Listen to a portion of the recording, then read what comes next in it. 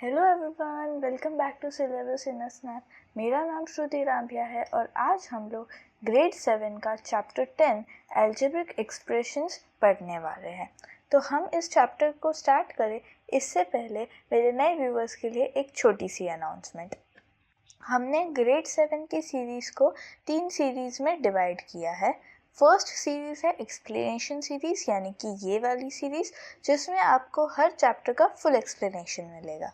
Second series है exercise series, जिसमें मैं आप लोगों को हर चैप्टर के एनसीईआरटी के सारे क्वेश्चंस सॉल्व कराऊंगी। और थर्ड एक स्पेशल सीरीज़ है that is quick revision series. Quick revision series के हेल्प से आप कोई भी चैप्टर का फास्ट रिवीजन कर सकते हो।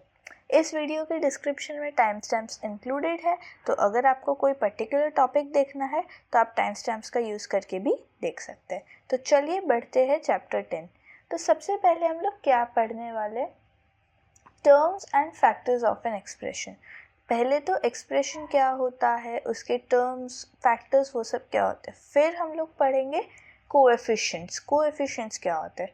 Then like and unlike terms पढ़ेंगे। फिर हम लोग पॉलिनोमियल्स पढ़ेंगे और फिर हम लोग पढ़ेंगे कि अगर हमें वेरिएबल की वैल्यू दी गई है तो हमें एक्सप्रेशन की वैल्यू कैसे फाइंड करनी है। तो चलिए सबसे पहले स्टार्ट करते हैं टर्म्स एंड फैक्टर्स से। तो सबसे पहले तो यहाँ पे हमें क्वेश्चन पूछा गया है, do you know the difference between algebraic expression and algebraic equation. तो एल्जेब्रिक एक्सप्रेशन में कभी भी इक्वल टू नहीं होता और एल्जेब्रिक इक्वेशन में इक्वल टू होता है। फॉर एग्जाम्पल 5x + 3y + 4, ये जो है ये है एक एल्जेब्रिक एक्सप्रेशन। लेकिन 5x + 3y + 4 = 13, तो ये क्या हो गया, ये हो गया एल्जेब्रिक इक्वेशन। ओके, सो अभी हम लोग देखते हैं कि terms and factors of an expression क्या होता है। तो सबसे पहले टर्म्स यानी कि इस इक्वेशन में 5x 3y और 4 ये क्या है, ये टर्म्स है। ओके, तो अभी यहाँ पे एक एक्सप्रेशन दिया गया है 4x² - 3xy, तो इसके ये एक्सप्रेशन है, राइट। तो इसके कितने टर्म्स है, 2 टर्म्स है, एक है 4x² और एक है -3xy। तो हम लोग पहले इसको स्प्लिट कर देंगे इन टर्म्स, तो 4x² और यहाँ पे -3xy आएगा। अभी 4x² का अगर हम लोग फैक्टर्स निकालेंगे तो क्या होगा, 4x यानी कि 4 × x × x, तो ये हो जाएगा 4x²। और -3xy का भी -3 × x × y। Okay, I hope आपको टर्म्स एंड फैक्टर्स समझ में आ गया। हम लोग एक और एग्जाम्पल यहाँ पे ले सकते हैं। फॉर एग्जाम्पल हम लोग लेते हैं 3y² - 2z। तो इसका हम लोग टर्म्स एंड फैक्टर्स के फॉर्म में कैसे लिखेंगे, तो सबसे पहले तो लिखेंगे 3y² और -2z। ओके, अभी 3y² को हम लोग और इन टर्म्स ऑफ फैक्टर्स लिखेंगे तो क्या होगा, 3 × y × y, तो 3y और -2z को -2 और z। अगर आप लोग चाहो तो आप इसको ऐसे भी लिख सकते हो कि -1 × 2 × z, -2 और z भी लिख सकते हो, -1 × 2 × z भी लिख सकते हो, आप पे डिपेंड करता है। अब नेक्स्ट पढ़ते हैं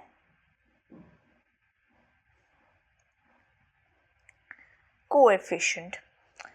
तो अभी कोएफिशिएंट क्या होता है, अ न्यूमेरिकल और constant quantity placed before and multiplying the variable in an algebraic expressions. तो अभी कोएफिशिएंट यानी कि क्या, एक न्यूमेरिकल यानी कि एक नंबर या कोई कांस्टेंट, कांस्टेंट ही बेसिकली नंबर होता है. Okay, constant is basically a number. So a numerical or quantity placed before and multiplying the variable in an algebraic expression. तो अगर हम लोग यहाँ पे लिख रहे हैं phi a, तो इसमें जो हमारा phi है that is the coefficient and ये represent क्या करता है, ये represent करता है phi multiplied by a. Okay, and कभी भी अगर हमें लिखना है कोएफिशिएंट तो वो हमेशा हमारा जो वेरिएबल है उसके पहले आएगा, उसके बाद में कभी भी नहीं आएगा. ओके, तो यहाँ पे हमें एक क्वेश्चन पूछा गया है कि what are the coefficients of x in the following expression. तो यहाँ पे देखो ये फर्स्ट एक्सप्रेशन है, इसमें x का कोएफिशिएंट क्या है, तो x का कोएफिशिएंट 4 है. क्यों? क्योंकि देखो x इंटू 4, राइट, तो इसका कोएफिशिएंट हो गया 4. अभी यहाँ पे 8 माइनस एक्स प्लस वाई, आप बोलोगे यहाँ पे माइनस एक्स यानी x के आगे तो कोई नंबर ही नहीं लिखा है, तो अगर कोई नंबर नहीं लिखा है दैट मीन्स इट इज़ 1, तो इसका कोएफिशिएंट क्या होगा, 1 नहीं होगा, इसका कोएफिशिएंट होगा -1. Okay, we also need to include the sign. अभी यहाँ पे है 2z माइनस 5xz, तो इसका कोएफिशिएंट क्या हो गया 5z. अभी आप लोग बोलोगे कि यहाँ पे तो हमने सिर्फ नंबर लिया है, तो बेसिकली हमें -5z आएगा. तो हमें क्या करना है, जो भी टर्म है उसमें जो x का कोएफिशिएंट है तो बस x को निकाल के -5z लिखना है, क्योंकि z की भी कोई ना कोई तो वैल्यू होगी, तो उसको हम लोग जब -5 से मल्टीप्लाई करेंगे एट दैट टाइम वो एक नंबर ही बनेगा. इसीलिए जो -5xz का कोएफिशिएंट होगा वो होगा -5z. Okay, now like and unlike terms. अभी एल्जेब्रिक एक्सप्रेशन को सॉल्व करने के लिए हमें लाइक और अनलाइक टर्म्स का पता होना बहुत ज़रूरी है. अभी देखते हैं लाइक टर्म्स क्या होते हैं. Terms that have same variable raised to the same power. Like terms क्या होते हैं, जिनके वेरिएबल जो है वो भी सेम है और जो वेरिएबल का पावर है वो भी सेम है. फॉर एग्जाम्पल हमें यहाँ पे दिया गया है 12x एंड -25x, तो इसमें जो x है वो कॉमन है वेरिएबल और दोनों x की पावर क्या है 1 है. तो हम लोग वेरिएबल दूसरे लाइक टर्म्स देखते हैं 4a power 3 comma 7a power 3. तो ये दोनों भी क्या है, ये दोनों भी लाइक टर्म्स ही है, क्योंकि इसमें वेरिएबल सेम है और पावर भी सेम है. अभी एक और एग्जाम्पल लेते हैं 4a² एंड 5ab². क्या ये दोनों लाइक टर्म्स है? नहीं, क्योंकि इसमें चलो वेरिएबल तो कॉमन है, दोनों में a और b है, लेकिन इस वाले में a की पावर 2 है और b की पावर 1 है, लेकिन ये वाले टर्म में a की पावर 1 है और b की पावर 2 है. तो these both are not like terms, they are unlike terms. अभी unlike terms क्या होता है, the terms whose variables and exponents are different from each other. अभी like terms जो है वो दो चीज़ों पे डिपेंड करती है, या तो वेरिएबल सेम नहीं है, और अगर वेरिएबल सेम है तो पावर सेम नहीं है. जैसे कि यहाँ पे हमने एक एग्जांपल लिया 4a² और b और 5ab². इसमें वेरिएबल्स कॉमन है लेकिन पावर सेम नहीं है, इसीलिए ये अनलाइक टर्म है. फिर हम लोग लिख सकते हैं 3x और 8y, इसमें वेरिएबल भी सेम नहीं है, so this is why they are unlike terms. अब नेक्स्ट पॉलिनोमियल्स. तो पॉलिनोमियल्स क्या होते हैं, they are basically expressions. Okay, polynomial को अगर हम लोग सिंपल वे में देखने जाए so they are algebraic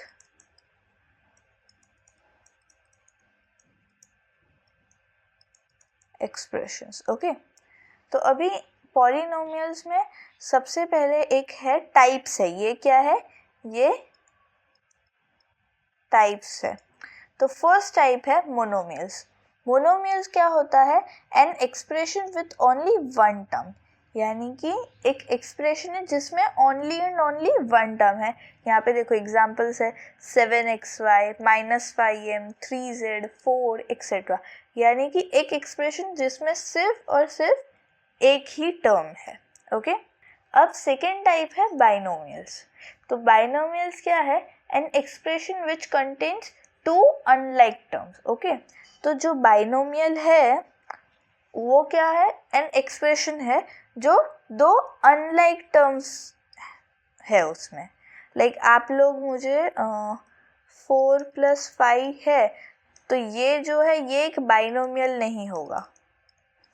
this can not be a binomial, it is a monomial. Okay, क्योंकि 4 + 5 कितना होता है? 9 होता है, तो 9 एक मोनोमियल हो गया। ओके, इसीलिए एक एक्सप्रेशन जिसमें दो अनलाइक टर्म्स है उसे ही हम लोग बाइनोमियल्स बोलेंगे। तो यहाँ पे एग्जांपल्स है x + y, m - 5, mn + 4m, x + y + 5x। अभी आप बोलोगे यहाँ पे तो 3 टर्म्स है, लेकिन एक्चुअली अगर आप x और 5x को ऐड कर सकते हो, राइट? क्योंकि ये लाइक टर्म्स है। हमने यहाँ पे ही पढ़ा था कि like terms can be added and subtracted. So इसको अगर हम लोग करेंगे x + 5x कितना हो जाएगा? 6x + y, तो ये हो गया, इसमें सिर्फ 2 टर्म्स आ गई, तो ये हो गया बाइनोमियल। ओके, अभी ट्राइनोमियल है एन एक्सप्रेशन विच कंटेन्स 3, यहाँ पे ऐड करना रह गया, लेकिन इसमें भी अनलाइक टर्म्स ही होंगे। तो ट्राइनोमियल क्या है? Trinomial is an expression which contains 3 unlike terms. Okay, यहाँ पे है x + y + 7, या फिर हम लोग ले सकते हैं 4x² + 2x + 3। ओके, तो ये सारे टर्म्स जो है 3 टर्म्स है और अनलाइक टर्म्स है। अब आगे पढ़ते हैं finding value of an expression. अभी finding value of an expression में क्या होता है? तो बेसिकली आपको जो वेरिएबल है उसकी वैल्यू यहाँ पे आपको दी गई होगी और एक एक्सप्रेशन दिया गया होगा जिसमें आपको वेरिएबल की वैल्यू पुट करनी है, जिसमें आपको वेरिएबल की वैल्यू पुट करनी है और इस एक्सप्रेशन का फाइनल आंसर निकालना है। तो यहाँ पे एक एग्जांपल है, find the value of 19 - 5x² for x = 2। Okay, तो सबसे पहले तो हम लोग लिखेंगे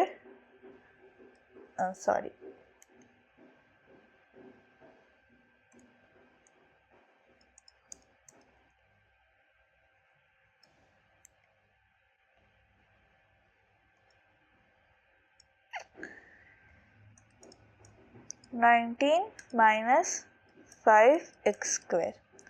अभी 19 - 5 एज इट इज, x यानी कि 2 है, तो 2 का square it is equal to 19 - 5। 2 का स्क्वायर क्या होता है? 4 होता है, तो -5 × 4। अभी 19 5 × 4 क्या आता है? 20, तो 19 - 20 दैट इज इक्वल टू -1। तो हमारा ये एक्सप्रेशन का आंसर क्या आ गया? -1।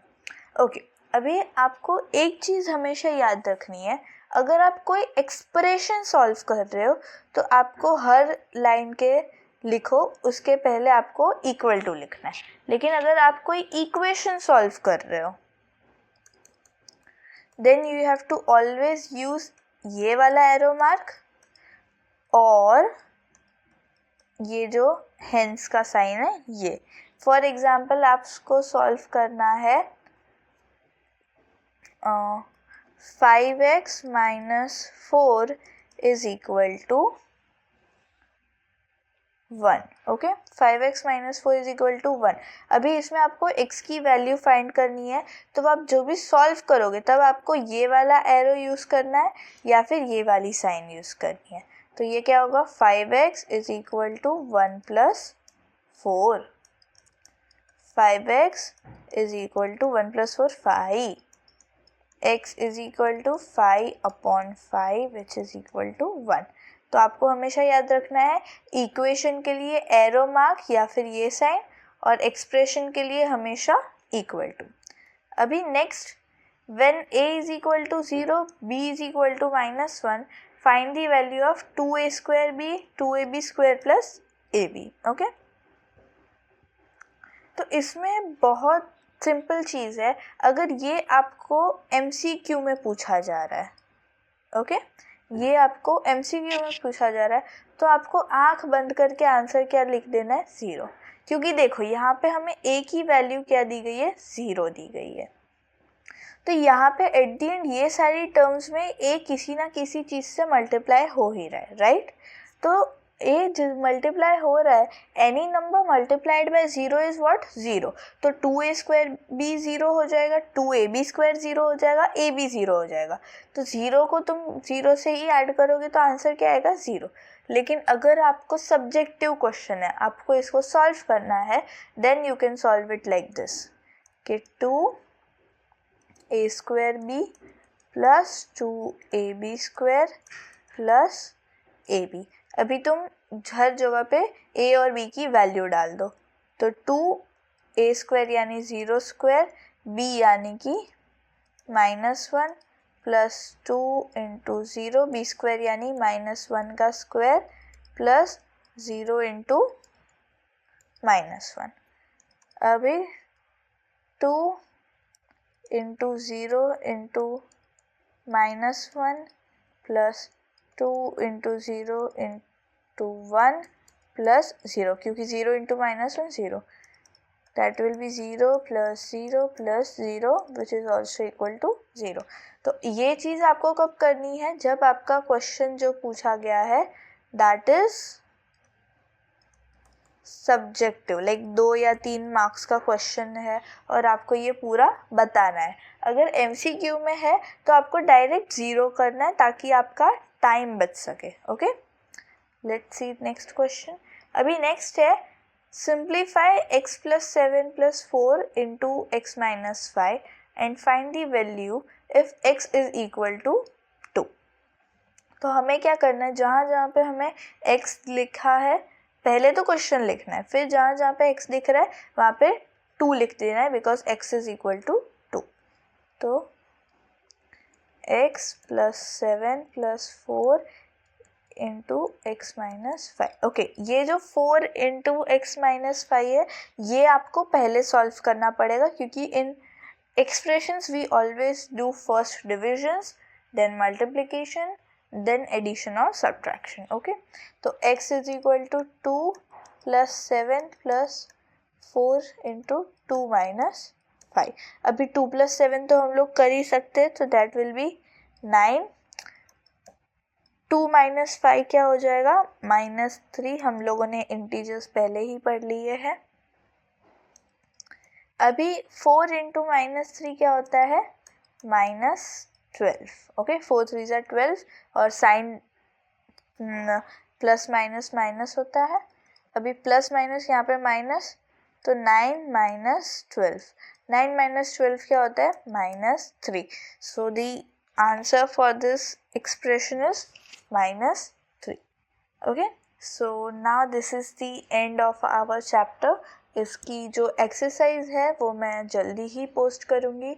एंड अगर आपको मेरा एक्सप्लेनेशन अच्छा लगता है तो चैनल को सब्सक्राइब करना और वीडियो को शेयर और लाइक करना, इससे मुझे बहुत सपोर्ट मिलता है. Thank you.